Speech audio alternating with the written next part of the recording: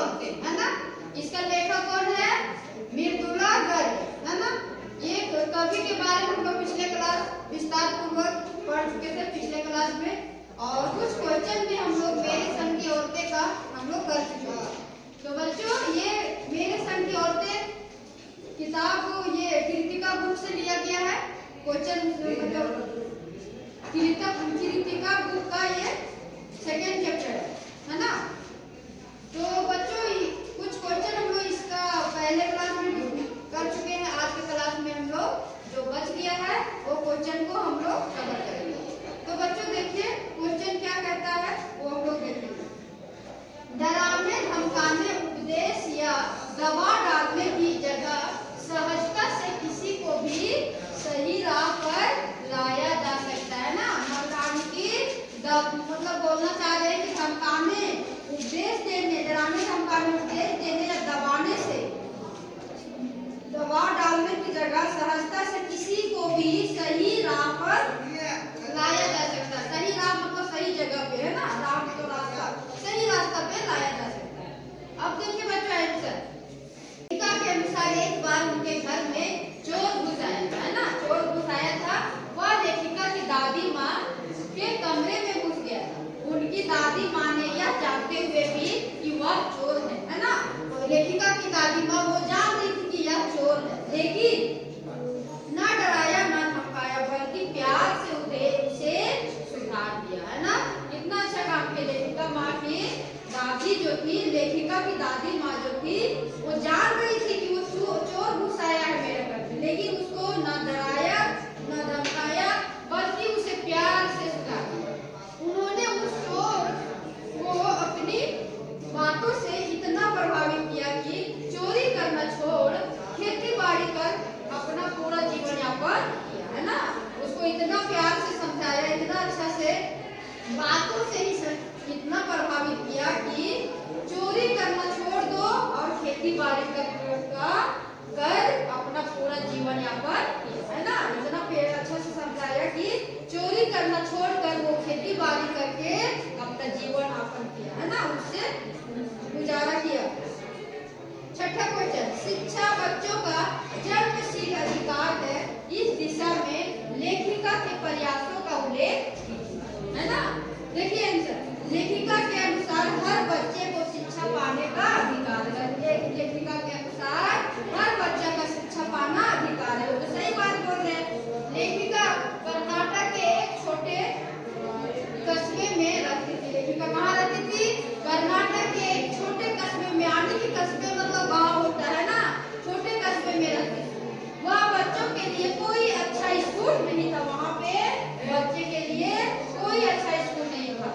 उन्होंने कुछ संस्थाओं से मदद भी मांगी, कुछ संस्थाओं से मदद भी मांगी। दूसरा पॉइंट है, जब कोई मदद नहीं मिली तो उन्होंने स्वयं भी बच्चों के लिए स्कूल खोल दिया, है ना। जब उन्होंने किन्हीं से मतलब उन्होंने क्या किया, संस्थाओं से मदद मांगी, लेकिन जब कोई मदद नहीं दिए तो उन्होंने क्या किए, कोई मदद नहीं मिली तो उन्होंने स्वयं भी बच्चों के लिए स्कूलें खोल दी। और सातवां क्वेश्चन है, पाठ के आधार पर लिखिए कि जीवन में कैसे इंसानों को अधिक श्रद्धा भाव से देखा जाता है।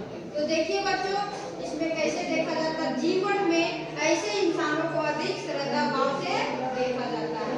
जीवन में ऐसा इंसानों को अधिक श्रद्धा भाव से देखा जाता है जिसमें ये विशेषताएं हैं। पहला है जो हमेशा सत्य बोलता है ना। जो हमेशा सत्य बोलता हो, तो लेखिका हमेशा सत्य बोलती थी ना। जो दूसरों की मदद करता हो। तीसरा है जो दूसरों की चुगली ना करता हो, है ना।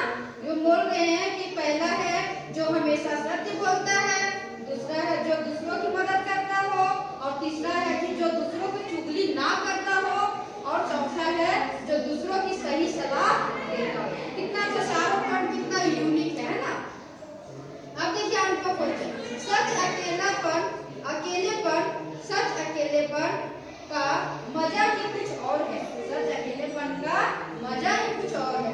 इस कथन के आधार अपने विचार व्यक्त किए। और देखिए आंसर, लेखिका व उनकी बहन एकांत प्रिय स्वभाव की थी। लेखिका एवं उनकी बहन क्या थे? एकांत प्रिय स्वभाव के थे, यानी कि अकेले रहना पसंद उनको रहता था। वे दोनों ही जिद्दी स्वभाव की थी। वो दोनों क्या थे? जिद्दी स्वभाव के थे। परंतु इस जिद से वे हमेशा सही कार्य को ही अंजाम दिया करती थी। जिद के कारण वो खराब भी काम खराब हो जाता है, लेकिन सोच समझ के नहीं जब करते थे।